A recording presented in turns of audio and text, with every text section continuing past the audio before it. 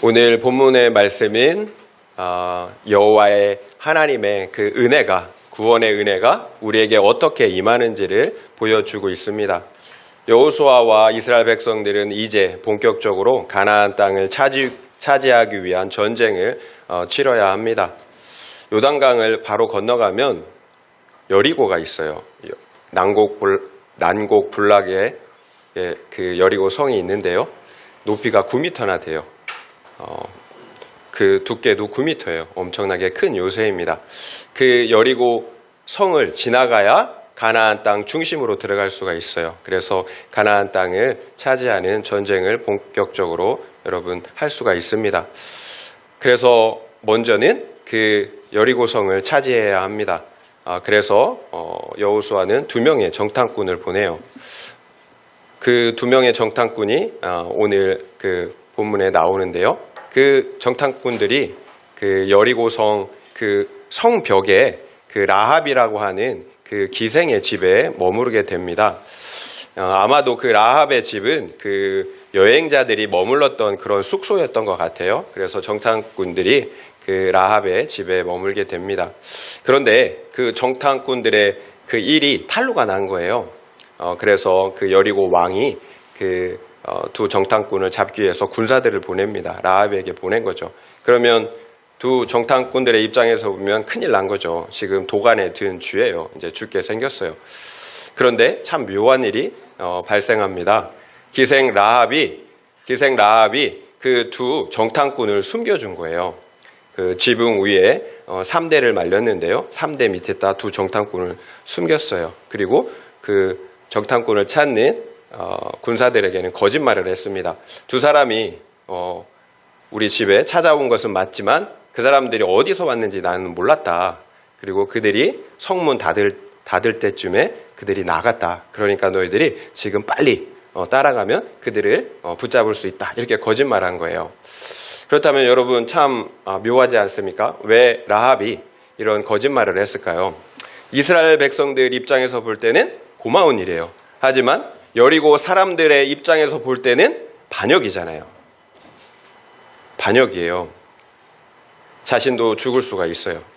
그리고 자신의 가족들도 여러분 함께 반역죄로 죽을 수가 있단 말이에요. 왜 이런 무모한 여러분 반역의 죄를 범했을까요? 여기에 숨겨진 여러분 사연이 있어요. 오늘 함께 나누고자 하는 내용인데요. 8절 9절 말씀 함께 읽겠습니다. 8절 9절이에요. 또 그들이 눕기 전에 라합이 지붕에 올라가서 그들에게 이르러 말하되 여호와께서 이 땅을 너에게 주신 줄을 내가 아노라. 우리가 너희를 심히 두려워하고 이 땅 주민들이 다 너희 앞에서 간담이 녹나니. 왕을 보낸 이후에 기생 라합이 지붕에 올라가서 2명의 정탐꾼들에게 말합니다. 여호와께서 이 땅을 너에게 주신 것을 안다. 내가 안다라고 말해요. 전쟁도 하기 전에요. 그런데 이방 여자 라합이 여호와께서 여리고를 포함한 가나안 땅 전체를 이스라엘에게 주신 것을 안다라고 말하고 있다라는 거예요. 그래서 우리가 간담이 녹을 정도로 너희를 심히 이스라엘을 두려워하고 있다라고 말하고 있어요. 그렇다면 어떻게 이방 여인이 여호와께서 이스라엘에게 가나안 땅을 주신 것을 알았을까요? 어떻게 이런 믿음을 보일 수가 있을까요? 10절부터 11절 말씀 읽겠습니다. 이는 너희가 애굽에서 나올 때에 여호와께서 너희 앞에서 홍해물을 마르게 하신 일과 너희가 요단 저쪽에 있는 아모리 사람의 두 왕 시온과 옥에게 행한 일 곧 그들을 전멸시킨 일을 우리가 들었음이니라. 우리가 듣자 곧 마음이 녹았고 너희로 말미암아 사람이 정신을 잃었나니 너희 하나님 여호와는 위로는 하늘에서도 아래로는 땅에서도 하나님이시니라. 여러분 라합과 여리고 주민이 이스라엘 백성들 때문에 벌벌 떠는 이유를 알 수가 있어요. 그들이 여호와께서 행하신 일을 들었기 때문이에요.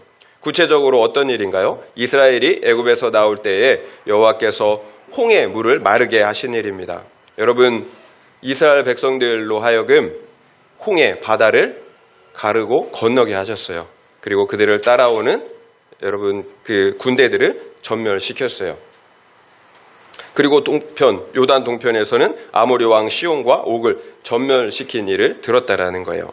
자신들보다 강한 두 왕을 이스라엘 백성들이 전멸시킨 것입니다. 여러분 그런데 라합은 어떤 믿음을 가지고 있었어요? 이스라엘 백성들이 이 일을 행한 것이 아니라 이스라엘 백성 뒤에 있는 여호와 하나님께서 이 일을 행하셨다라고 믿었다라는 거예요. 이것이 라합과 여리고 주민들이 떨었던 이유예요. 여호와가 하신 일들을 이렇게 들었기 때문이에요. 그 결과 기생 라합은 여호와 하나님께 대한 신앙을 갖게 된 것입니다. 어떤 신앙입니까? 너희의 하나님 여호와는 위로는 하늘에서도 아래로는 땅에서도 하나님이시니라. 너희의 하나님 여호와는 위로는 하늘에서도 아래는 땅에서도 하나님이시라고 말씀하고 있어요. 여러분, 놀라운 신앙의 고백이에요. 여호와는 하늘에서도 땅에서도 하나님이세요. 여호와가 유일한 하나님이라는 고백이에요. 라합은 가나안의 7 족속 중에 하나였던 아모리 족속 사람이었어요. 그 당시에 가나안 족속들은 수많은 신들을 음란히 섬기고 있었단 말이에요. 그러니까 라합 역시 당연히 바알신과 아세라와 같은 수많은 이방 신들을 섬겼어요. 그런데 이스라엘 하나님, 그 하나님의 소문을 들은 거예요. 만약에 그 소문이 맞다면 여호와는 참 하나님이시고 유일한 하나님이신 거예요. 그렇다면 기셉 라합이 생각할 때 전쟁은 하나마나인 거예요. 지금 당장 어느 편에 설 건가 결단해야 한다라는 거예요. 생사가 달린 문제예요. 이것이 기생 라합이 목숨을 걸고 두 정탐꾼들을 살려준 이유였어요. 유일하신 창조주 하나님께 대한 신앙을 갖게 되었기 때문이에요. 이것이 사실은 우리에게 닥쳐진 일이에요. 여러분, 선택을 해야 한다라는 거예요. 여호수아가 왜 정탐꾼들을 보냈을까요? 그리고 왜 그 정탐꾼들이 하필 기생 라합의 집에 들어가 묵었을까요? 여러분, 우연일까요? 우연이라고 생각하면 다 우연이고요. 하나님의 섭리라고 하면 다 하나님의 섭리예요. 우리 믿음에 달려 있는 거죠. 우리 믿는 자들에게는 우연이 없어요. 저는 그렇게 믿고 있어요. 기생 라합에게 두 정탐꾼들이 찾아간 사건은 하나님께서 라합을 구원하시기 위한 하나님의 섭리, 하나님의 세팅이었다라는 거예요. 택자에게 주시는 은혜였던 거죠. 여러분, 가나안 족속은 다 진멸당해야 했습니다. 그러면 어떤 분들은 그렇게 얘기해요. 어떻게 자기 피조물을 하나도 남기지 않고 다 진멸할 수가 있느냐? 그런 하나님이라면 나는 믿지 않겠다. 그렇게 잔인하고 자기 중심적인 하나님이라면 나는 믿지 않겠다. 이렇게 말하는 사람들이 있어요. 여러분, 왜 이렇게 생각할까요? 언뜻 들으면 맞는 말이죠. 어떻게 자기가 창조한 백성들을 하나도 남김없이 다 진멸하라고 할 수가 있겠어요? 어떻게 이렇게 차별할 수가 있느냐라는 거예요. 우리가 모르니까 이런 말을 하는 거죠. 내 기준, 하나님을 반역한 이 세상의 기준으로 생각하기 때문이에요. 하나님은 아브라함을 부르셨어요. 그리고 가나안 땅을 너와 내 자손들에게 주시겠다라고 약속하셨어요. 그런데 바로 주시지 않았어요. 400년 동안 기다려야 했다라는 거예요. 그 이유가 창세기 15장 16절에 나와요. 내 자손은 4대 만에 이 땅으로 돌아오리니 이는 아모리 족속의 죄악이 아직 가득 차지 아니함이니라. 하나님은 아브라함에게 가나안 땅에 살고 있던 아모리 족속의 죄악이 아직 가득 차지 아니하였다라고 말씀하셨어요. 하나님은 그들의 죄악이 가득 찰 때까지 결국은 기다리신 거죠. 그렇다면 하나님은 400년 동안이나 우상 숭배하는 가나안 족속들에게 기회를 주신 거예요. 회개하고 돌이킬 수 있는 기회를 주신 것입니다. 결국 가나안 땅에 있는 원주민들을 다 죽이라고 명령하신 것은 그 자체가 그들의 죄악에 대한 징계이고 심판이었다라는 거예요. 선량한 사람들을 죽이라고 말씀하신 것이 아니라는 거예요. 하나님은 절대로 자기 피조물을 이유 없이 죽이시는 무자비한 하나님이 아니시라는 거예요. 어떻게 그렇게 잔인한 하나님께서 피조물을 위해서 십자가를 지시는 자기 생명을 내어주시는 희생을 하실 수가 있겠어요. 그러니까 가나안 땅에 거하는 모든 아모리 족속들은 마땅히 멸망당해야 할 사형수, 죄가 확정된 기결수였다라는 거예요. 이유 없이 죽는 것이 아니라는 거예요. 자기 죄로 죽었던 거예요. 그런데 하나님께서는 그 중에 한 사람 라합을 주목하셨다라는 거예요. 반드시 죽어야 하는 그 사람들 중에 한 사람을 주목하셨다라는 거예요. 그리고 그에게 은혜를 베푸시기로 작정하신 것입니다. 죽어 마땅한 죄인에게, 사형수에게 은혜를 베푸시기로 작정하셨다라는 것. 그래서 그 여자를 찾아간 거예요. 라합은 기생이었어요. 몸을 파는 여자였다라는 거예요. 그 당시 여자의 신분이 어땠는지 여러분 아시잖아요. 게다가 이방인이에요. 그리고 몸을 파는 여자예요. 율법에 의하면 상종조차 못할 상죄인 중에 죄인이었다라는 거예요. 하나님의 구원에 들어올 수 있는 조건이 눈꼽만치도 없었던 그런 여자였던 거죠. 그러나 하나님은 그 여자를 주목하였습니다. 그리고 그 여자에게 은혜를 베푸시기로 한 거예요. 그러면 그 라합이 나와 우리잖아요. 멸망받아 마땅한 죄인인 나에게 하나님이 찾아오신 거잖아요. 여러분, 나는 그러면 어떤 은혜를 받았나요? 제가 은혜에 대한 말씀을 할 때 자주 드리는 예화 여러분 아실 거예요. 여러분, 6.25 전쟁 때 보찜을 지고 많은 사람들이 피난을 떠나고 있었어요. 그런데 다리 밑에 보니까 갓난아이가 여러분 포대기에 쌓여서 버려져 있는 거예요. 다들 정신이 없잖아요. 어떤 누구도 그러니까 그 갓난아이에게 주목하질 않아요. 여기저기 포탄이 떨어지는데 여러분, 나 살기도 지금 힘겨워 죽겠는데 어떻게 그 아이를 여러분 누가 거두겠어요? 그러면 그 아이에게 지금 필요한 것이 무엇입니까? 어떻게 하면 그 아이가 살 수 있을까요? 누군가 그 아이에게 여러분 은혜를 베풀어 줘야 하는 거죠. 은혜를 베풀어 주지 않으면 그 아이는 죽어요. 여러분, 실제로 그 당시에 유엔군으로 참전한 외국 병사가 그 버려진 아이를 데려다가 키웠다라는 제가 다큐멘터리를 본 적이 있어요. 여러분, 이것이 우리가 받은 은혜예요. 하나님 편에서 찾아와 주시지 않으면 구원받을 사람이 없다라는 거예요. 그런 우리를 하나님이 찾아와 주신 거예요. 여러분, 그런데 아이러니가 있어요. 라합이 만약 그토록 믿고 의지했던 여리고성이 무너지지 않았다면 하나님께 대한 신앙을 가질 수가 있었을까요? 우리는 나를 지켜주는 견고한 성 여리고가 무너지지 않으면 절대로 하나님을 찾지 않아요. 그래서 여리고성이 무너지는 사건이 바로 하나님이 찾아오시는 구원의 사건이 되는 것입니다. 그래서 우리의 구원은 아이러니예요. 멸망의 사건, 죽는 사건인 줄 알았는데 그것이 우리가 구원받는 사건, 우리의 영혼이 구원받는 사건이 된다는 거예요. 또 반대로 나는 사는 사건, 형통한 사건인 줄 알았는데 죽는 사건이 있다는 거예요. 여러분, 세상에서 여러분 잘 됐다면 이 자리에 나왔겠습니까? 내 뜻대로 됐다면 이 자리에 나왔겠어요?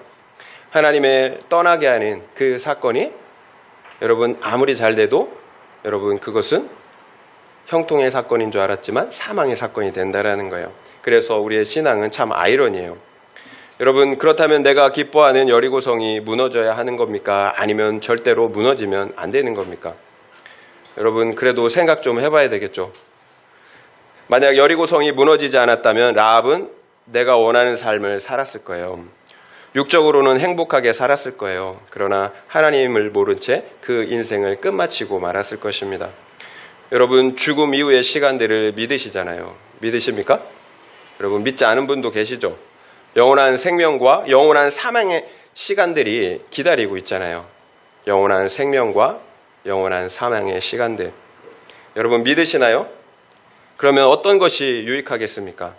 순간의 행복이 유익합니까? 아니면 영원한 생명, 영원한 행복을 얻는 것이 유익하겠습니까?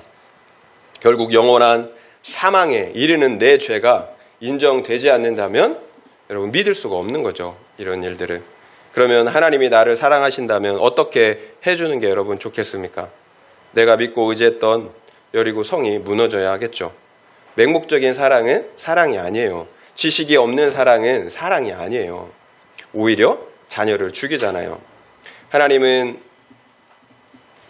창조주 하나님의 그 전능하신 지식을 가지고 우리를 사랑하세요. 그러면 무너진 나의 여리고성은 무엇입니까? 화목한 가정인가요? 세상에서의 성공, 자아 실현이었나요? 아니면 철밥동 직장이었나요? 아니면 사랑하는 사람의 죽음, 내가 그렇게 자신했던 그 건강, 무너진 건강이었나요? 여러분, 하나님을 찾게 된 이유가 무엇인가요? 여러분, 나의 여리고성이 무너졌기 때문이 아닌가요? 저는 형의 죽음이었어요. 제가 고등학교 3학년 때 3살 많은 형이 사고로 죽었어요. 그 당시에 참 세상이 우울했어요. 이 세상의 삶에 대한 회의가 들었습니다. 죽고 싶은 생각까지 들더라고요. 그러나 그 갈급함으로 인해서 창조주 하나님께 나가게 되었어요. 그때는 너무 힘들었지만 결국 나를 위해 십자가를 지신 창조주 하나님을 만날 수가 있었어요. 그리고 한 번도 경험해 보지 못했던 그 속죄의 기쁨, 영생의 기쁨을 얻고 누리게 되었습니다. 여러분, 그러면 죽은 영은 어떻게 되는 걸까요? 하나님이 너무하시다, 차별하신다, 이런 생각이 들지 않습니까? 하나님은 전지전능하세요. 그리고 공의로우신 하나님이세요. 하나님의 전능하신 지식 안에서 공의 가운데 행하신 일이라는 거예요. 피조물인 우리가 왈가불가 할 수 있는 영역이 아니라는 거예요. 하나님의 주권의 영역이에요. 중요한 것은 어떠한 누구도 하나님께서 은혜를 베풀어 주시지 않으면 구원받을 사람이 없다라는 거예요. 다 멸망받아야 할 죄인들이에요. 살아있는 것 같지만 살아있지 않는 거예요. 그런데 하나님께서 나에게 그 은혜를 베풀어 주신 것입니다. 여러분, 이것이 중요한 거예요. 죽어야 되는 나에게 하나님이 은혜를 베풀어 주셨다라는 거예요. 여러분, 우리는 이것을 생각해야 하는 거예요. 하나님의 주권의 영역은 우리가 판단할 영역이 아닌 거예요. 죽어보면 알 거예요. 천국 가보면 알 거예요. 하나님 지식 안에서 그렇게 하나님이 공의롭게 행동했다라는 것을 알게 될 것입니다. 적용 질문 드릴게요. 내가 불평하고 원망하던 환경과 사람은 누구입니까? 그 환경과 사람 때문에 내가 하나님을 찾은 것, 그래서 구원받은 것이 인정이 되십니까? 한번 생각해 보시기 바랍니다. 내가 불평하고 원망하던 환경과 사람은 누구입니까? 그 환경과 사람 때문에 내가 하나님을 찾은 것, 그래서 구원받은 것이 인정이 되십니까? 한번 생각해 보시기 바랍니다. 12절, 13절 말씀 함께 읽겠습니다. 12절, 13절이에요. 그러므로 이제 청하노니 내가 너희를 선대하였은즉 너희도 내 아버지의 집을 선대하도록 여호와로 내게 맹세하고 내게 징표를 내라. 그리고 나와 부모와 나의 남녀 형제와 그들에게 속한 모든 사람을 살려주어 우리 목숨을 죽음에서 건져내라. 라합이 두 정탐꾼들에게 자신의 요구사항을 제시하고 있어요.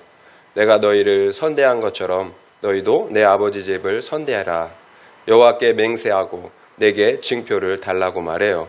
그러니까 내가 너희를 살려줬으니까 너희도 나와 우리 가족을 살려달라는 거예요. 여러분, 우리의 생명보다 더 중요한 것이 무엇이 있겠습니까? 예수님께서 우리에게 주시고자 하신 것이 무엇이었나요?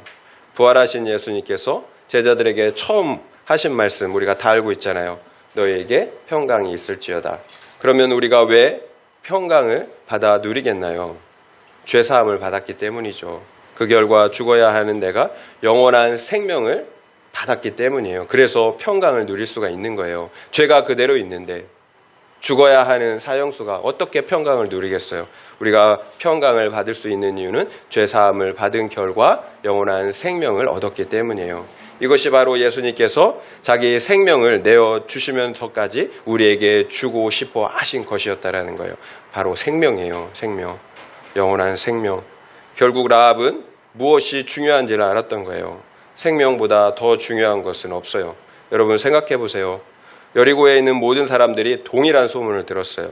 라합만 그 소문을 들은 것이 아니라는 거예요. 그래서 모든 주민이 듣고 떤 거잖아요. 그런데 어떻게 라합만 여호와 하나님께 대한 신앙을 갖게 되었을까요? 여러분, 아는 것과 믿는 것은 달라요. 왜 다른 주민들은 그저 떨고만 있었을까요? 여러분, 분명해요. 우리의 구원은 은혜예요. 이것을 잊으면 안 돼요. 구원은 전적인 은혜이고 하나님의 선물이에요. 그러나 우리가 또 한 가지 생각해야 할 것이 있어요. 그 은혜를 받은 자는 어떻게 반응하느냐라는 거예요. 하나님의 은혜예요. 그런데 그 은혜를 받은 자는 어떻게 반응할까요? 분명히 모든 여리고 주민들은 여호와 하나님께서 하신 일들을 들었어요. 그래서 두려워 떨었다라는 거예요. 여호와 하나님을 인정한 거죠. 그러나 그 수많은 사람들 중에 오직 믿음으로 반응한 사람은 몸을 팔던 기생 라합 한 사람뿐이었다라는 거예요.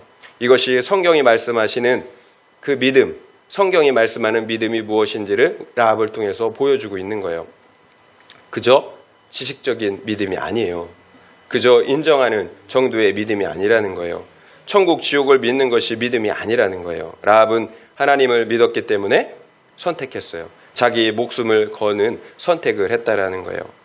만약 정탐꾼들을 숨겨준 그 반역의 죄가 여러분 발각된다면 어떻게 되겠습니까? 나는 물론 가족까지 다 진멸당하는 거예요.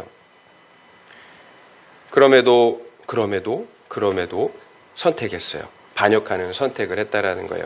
여러분, 믿음이 쉽지 않아요. 이것이 믿음이에요. 자신의 모든 것을 거는 선택을 하는 거예요.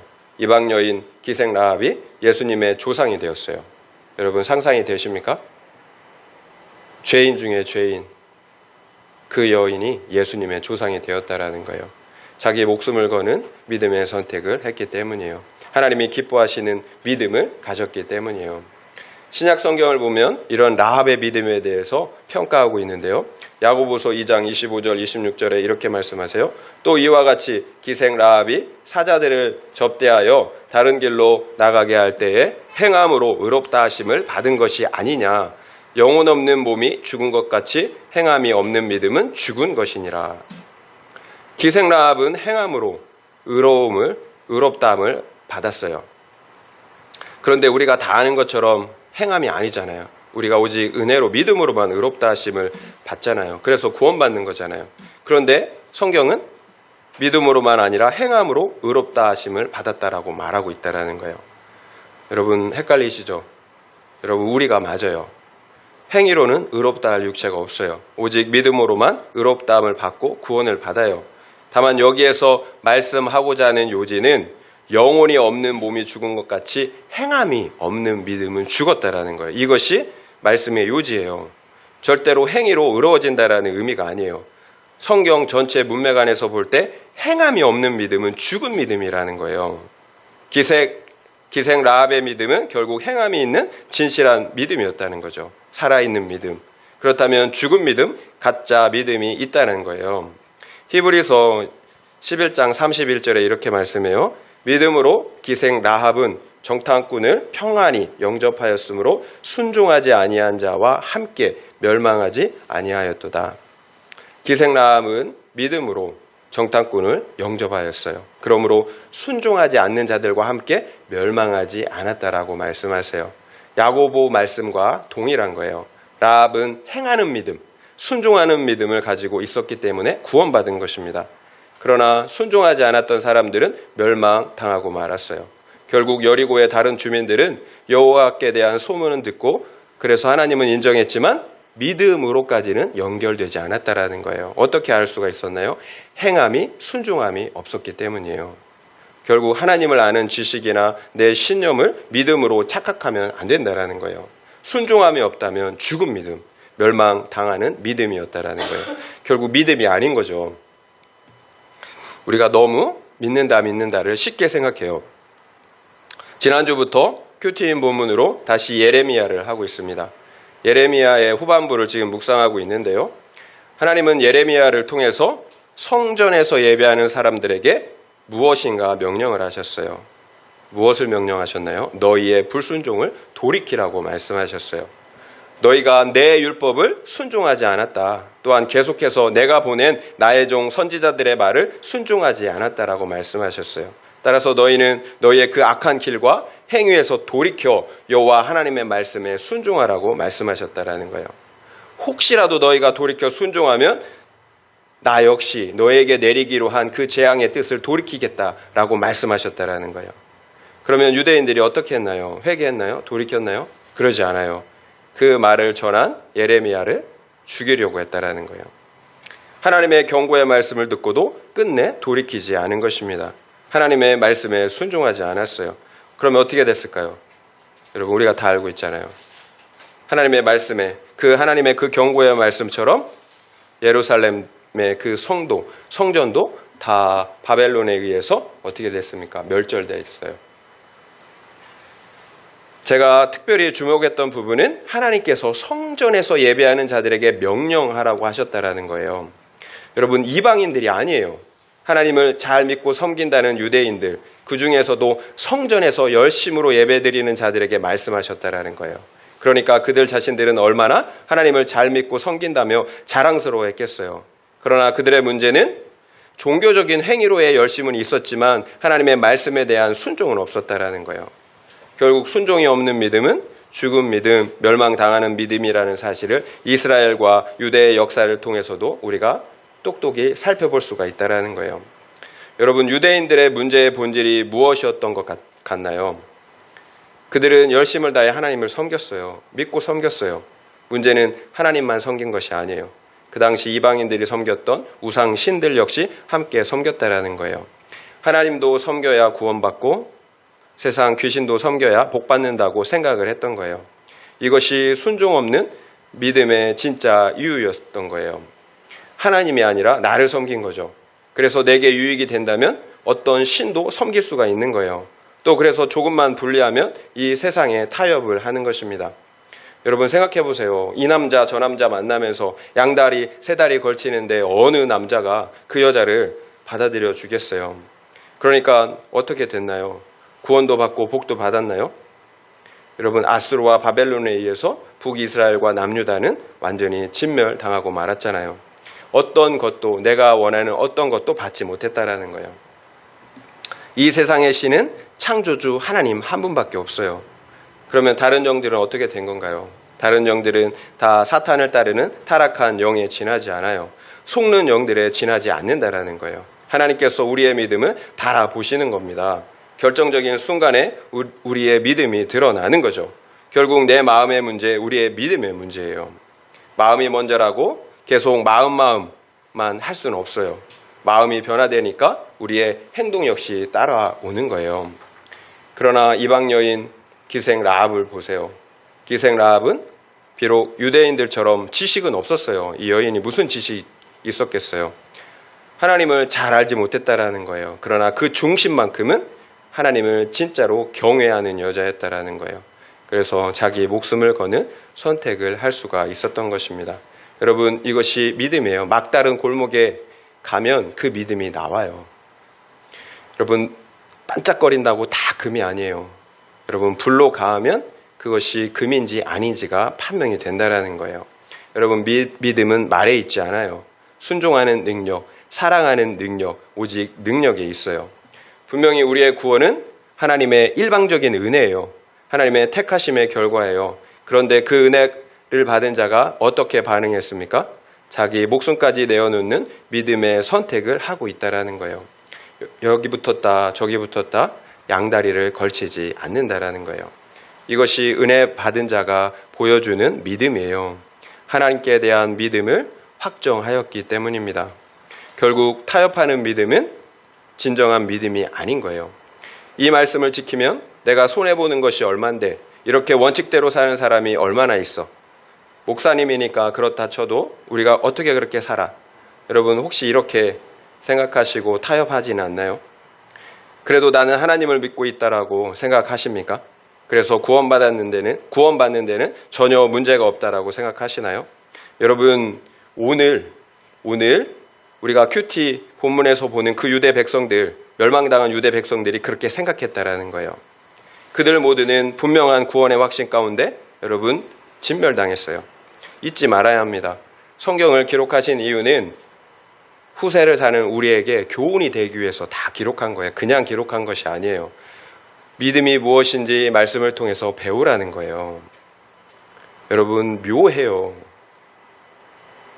한 끗 차이예요. 중심이 변했느냐 변하지 않느냐예요. 종교와 믿음은 한 끗 차이예요. 그렇다면 왜 타협하게 됐을까요? 그래서 믿음에서 떠나게 되었을까요? 진실한 회개가 없었기 때문이에요. 그래서 하나님의 말씀에 순종할 수가 없었던 것입니다. 우리의 신앙과 구원은 하나님과의 관계 회복이에요. 관계. 원수되었던 하나님과의 관계가 죄로 원수되었던 그 하나님의 관계가 회복되는 것, 이것이 구원이잖아요. 하나님께서 우리에게 어떤 은혜를 베풀어 주셨습니까? 하나님께서 십자가에서 내 죄를 대신해서 희생당하셨어요. 그 결과 멸망받아야 할 라합과 같은 이 죄인이 하나님의 거룩한 백성이 되어서 여러분 영원한 생명을 얻게 되었다라는 거예요. 그래서 원수되었던 하나님과의 그 관계가 회복된 것입니다. 그런 용서와 사랑을 받았는데 어떻게 우리가 과거 그 죄인 되었던 그 삶으로 그렇게 동일하게 죄악된 삶으로 살 수가 있겠어요? 예전처럼 살 수가 없는 거죠. 결국 진실한 회개가 없었던 거예요. 그래서 십자가의 그 용서와 사랑을 받지 못한 것입니다.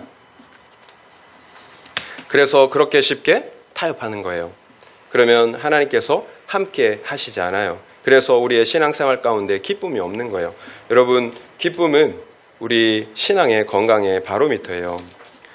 여러분, 예수 믿는 자들, 하나님을 섬기는 자들은 기쁨이 있어요. 여러분, 회개가 무엇입니까? 회개는 십자가의 용서와 사랑을 경험하는 시간이에요.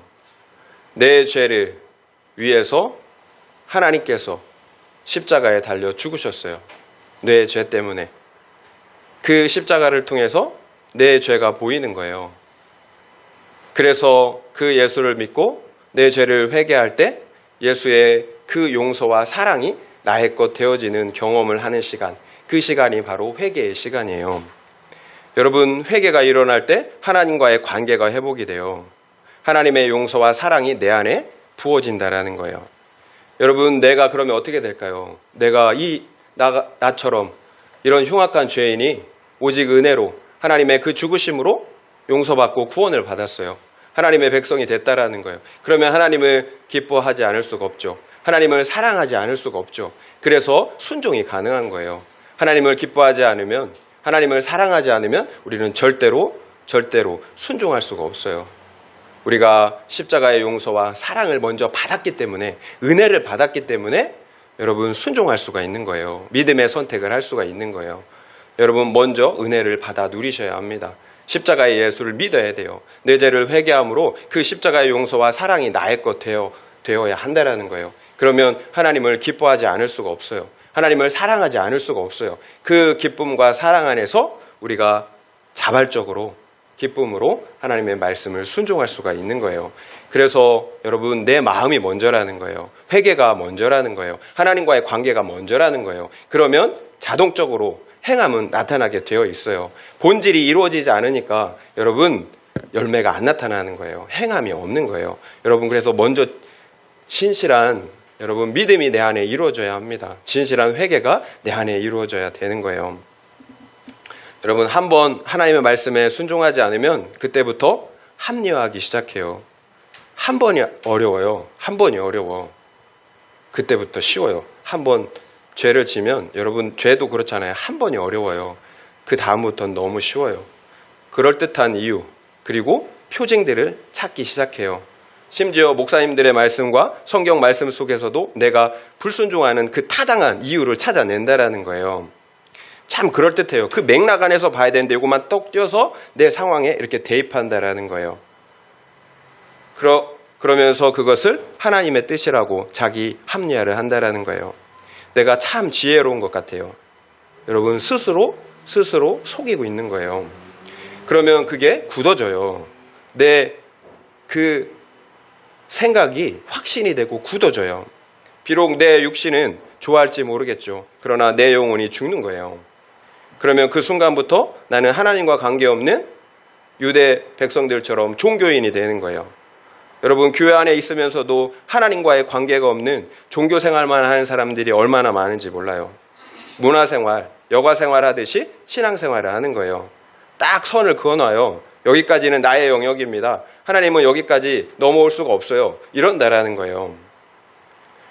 예수님께서 우리와 그런 관계를 맺으시려고 십자가를 지신 것이 아니에요. 하나님은 자기 전부를 우리에게 주셨잖아요. 이제 우리는 우리의 것이 아니라 하나님의 것이에요.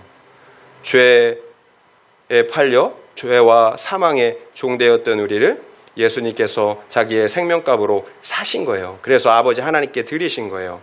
이제 우리는 더 이상 우리의 것이 아니라 아버지 하나님의 것입니다. 이제 더 이상 내 마음대로 살 수가 없어요. 여전히 죄에 종되었던 이 세상의 어둠과 두려움 가운데 살아서는 안 된다는 거예요. 살 수도 없는 거예요. 결국 말씀에 대한 순종이 없다면 우리가 하나님과 관계가 없는 거예요. 불순종, 순종 이 자체가 중요한 것이 아니라 불순종하는데 어떻게 하나님과 관계가 있겠어요? 그러면 우리가 하는 모든 행위는 위선인 거죠. 종교의 행위인 거예요. 여러분, 나 혼자만 만족하는 거예요. 생명이 없잖아요. 만약 우리가 말씀을 듣고 순종하지 않으면 어떻게 될까요? 내가 그 말씀들을 나의 불순종을 그 죄를 합리화하는 데 사용하게 돼요. 그리고 그 말씀을 나에게 적용하는 것이 아니라 다른 사람들을 판단하고 정죄하는 데 사용하게 돼요. 여러분, 그래서 여러분 성경 말씀은 지식이 아니에요. 오직 나의 거룩과 구원을 위해 순종을 위해 배우고 여러분 묵상해야 하는 거예요. 성경 말씀을 지식으로 여러분 가지려고 하면 안 됩니다. 성경 말씀을 하나님의 음성으로 하나님께서 살아계신 하나님께서 나에게 말씀하신다라는 그 믿음을 가지고 말씀을 무겁게 여러분 여기셔야 돼요. 그 말씀을 무겁게 받으셔야 해요. 그래야지 그 말씀이 생명이 되고 순종으로 나아갈 수가 있습니다. 적용 질문 드리겠어요? 나는 하나님의 말씀에 대한 어떤 태도를 가지고 있습니까? 반드시 순종해야 한다고 생각하십니까? 아니면 할 수 있으면 순종하고 할 수 없으면 순종하지 않아도 된다고 생각하십니까? 아니면 순종은 중요하지 않고 오직 믿기만 하면 된다고 생각하십니까? 한번 생각해 보시기 바랍니다. 나는 하나님의 말씀에 대한 어떤 태도를 가지고 있습니까? 반드시 순종해야 한다고 생각하십니까? 아니면 할 수 있으면 순종하고 할 수 없으면 순종하지 않아도 된다고 생각하십니까? 아니면 순종은 중요하지 않고 오직 믿기만 하면 된다고 생각하십니까? 한번 생각해 보시기 바랍니다. 그리고 그 이유는 무엇인지도 생각해 보시면 좋을 것 같습니다. 라합은 무엇을 위해서 생명을 걸었나요? 겨우 이 땅에서의 삶이 아니죠. 영원한 생명을 위해서 자기의 목숨을 건 것입니다. 라합은 자신의 생명뿐만 아니라 가족의 생명을 구원했어요. 진짜로 믿었기 때문이에요. 여러분, 진짜로 믿으면 가족을 구원합니다. 나에게도 그리고 믿지 않는 우리 가족들에게도 가장 지금 필요한 것, 중요한 것이 무엇이겠습니까? 이 땅에서 행복 아니잖아요. 우리가 믿는다면 영원한 생명이에요. 우리가 믿는 바는 분명해요. 하나님을 믿고 항복하지 않으면 멸망당하는 거예요. 영원한 형벌을 받아야 합니다. 그러나 우리가 하나님을 믿고 항복하면 구원을 받아요. 영원한 생명을 얻어요. 결국 우리가 믿지 않는 가족들 때문에 애통하지 않는다면, 믿지 않는 가족들의 영혼을 위해서 기도하지 않는다면 여러분, 우리가 어떻게 된 걸까요? 내가 믿는 게 맞을까요? 내가 구원받은 게 맞을까요? 여러분, 영원한 생명과 지옥을 믿는다면 여러분, 믿지 않는 가족들 애통하지 않을 수가 있겠습니까? 혹시 아무 생각도 없이 내 생각대로 믿는다면 모르겠어요. 하지만 말씀대로 믿는다면, 성경대로 믿는다면 여러분, 우리가 애통하지 않을 수가 없어요.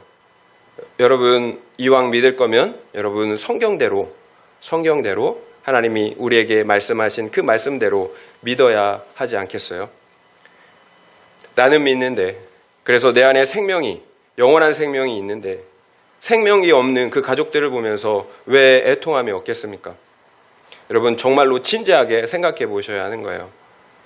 왜 애통함이 없을까? 사랑하는 내 가족이 예수를 믿지 않으면 영원한 지옥을 가야 된다라는데 왜 내 안에 애통함이 없을까요? 여러분, 진지하게 생각해 보셔야 합니다. 김영자 목사님이 남편의 구원을 위해서 어떻게 기도했는지 여러분 아시나요? 내 생명을 가져가시더라도 남편을 구원해달라고 기도했어요. 어떤 망하는 사건이 찾아올지라도 남편을 구원해달라고 기도했어요. 결국 그 기도 덕분에 건강하던 남편이 하루아침에 간동맥 파열로 죽음을 당했습니다. 그러나 그 영혼은 구원을 받았어요. 그렇다면 이런 말도 안 되는 기도가 가능한 이유가 무엇이 있겠어요? 그 안에 분명한 생명이 있었기 때문이에요. 머리로 아는 신앙이 아니라 가슴으로 아는 신앙, 생명이 있는 신앙이었기 때문이에요. 여러분, 생명이 있는 사람은 반드시 또 다른 생명을 낳는다라는 말이 이런 의미예요.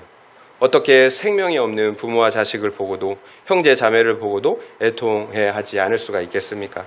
믿음의 문제예요. 그러면 참된 믿음은 누가 가질 수가 있습니까? 여러분, 죄사함을 받은 자, 속죄의 은혜를 받은 자만 그 믿음을 가질 수가 있어요. 하나님의 용서와 사랑을 받은 자, 그래서 그 안에 생명이 있는 자만 그런 믿음을 가질 수가 있어요. 그래서 그 믿음은 하나님을 사랑하고 또 다른 영혼을 사랑하는 믿음으로 나타날 수밖에 없다라는 거예요. 그래서 말씀드린 것처럼 여러분, 하나님과의 관계가 먼저예요. 관계. 진실한 회개를 통해 죄의 용서, 구원을 여러분 받아야 하고 확신해야 합니다. 그러면 순종하지 말라고 해도 순종해요. 하나님 사랑하지 말라고 해도 사랑할 수밖에 없어요. 그러면 가족의 구원을 위해서 애통하지 않을 수가 없어요. 여러분, 관계가 먼저예요. 하나님과의 관계. 십자가의 용서와 사랑이 내 안에 먼저 이루어져야 합니다. 그래야 하나님을 기뻐하고 사랑할 수가 있어요. 그리고 다른 영혼들을 여러분 불쌍히 여길 수가 있는 거예요. 그래서 그 영혼들을 위해서 여러분 기도할 수 있고 또 손과 발이 가는 수고를 할 수가 있는 것입니다. 적용 질문 드립니다. 내가 믿지 않는 가족들 때문에 애통해 하는 것은 무엇입니까? 영원한 생명이 없기 때문입니까? 아니면 건강하지 못한 것, 성공하지 못한 것, 결혼하지 못한 것 때문입니까? 한번 생각해 보시기 바랍니다. 내가 믿지 않는 가족들 때문에 애통해야 하는 것은 무엇입니까? 영원한 생명이 없기 때문입니까? 아니면 건강하지 못한 것, 성공하지 못한 것, 결혼하지 못한 것 때문입니까? 한번 생각해 보시기 바랍니다. 말씀을 마무리하겠습니다. 이방 여인, 그것도 몸을 팔던 기생 라합이 어떻게 예수님의 조상이 되었을까요? 전적인 하나님의 은혜죠. 일방적인 은혜예요. 은혜로밖에 여러분 설명할 길이 없어요. 멸망받을 수밖에 없는 그녀에게 하나님께서 일방적으로 은혜를 베푸신 거예요. 그래서 찾아가셔서 구원하신 것입니다. 그렇다면 그 은혜가 언제 임했나요? 내가 믿고 의지했던 여리고 성이 무너졌을 때요. 내가 믿고 의지했던 여리고가 무너질 때 하나님이 찾아오셨어요. 결국 지금 망하는 사건이 구원의 사건이 되는 거예요. 지금 망해야 영원한 멸망을 피할 수가 있는 거예요. 지금 망해야 영원한 멸망을 피할 수가 있어요. 지금 우리가 회개하고 돌이켜야 합니다. 그렇다면 은혜 받은 자는 어떤 믿음을 가졌습니까? 자기 생명을 건 선택을 하였어요. 믿음은 그저 믿습니다, 믿습니다, 구호만 외치는 것이 아니에요. 선택을 하는 거예요. 구체적으로 하나님을 선택하는 거예요. 하나님의 말씀을 선택하는 거예요. 그래서 순종하기 위해서 나의 전부를 드리는 것입니다. 누가 이런 믿음의 선택을 할 수가 있나요? 은혜 받은 자, 내 죄를 보고 회개한 사람입니다. 그래서 말할 수 없는 용서와 사랑을 받은 사람이에요. 그 은혜와 사랑을 받은 사람은 자신의 전부를 드리는 믿음의 선택을 하게 되어 있어요. 결국 우리가 받은 은혜는 우리의 구체적인 선택을 통해서 증명이 되는 것입니다. 그렇다면 여러분은 은혜 받은 것이 확실한가요? 라합은 자기의 생명을 걸었어요. 그리고 하나님을 선택했습니다. 그러므로 그런 믿음으로 자기 자신을 구원했을 뿐만 아니라 다른 가족들 역시 다 구원했다라는 거예요. 여러분, 이런 은혜가 여러분에게 있기를 진심으로 축원을 드립니다.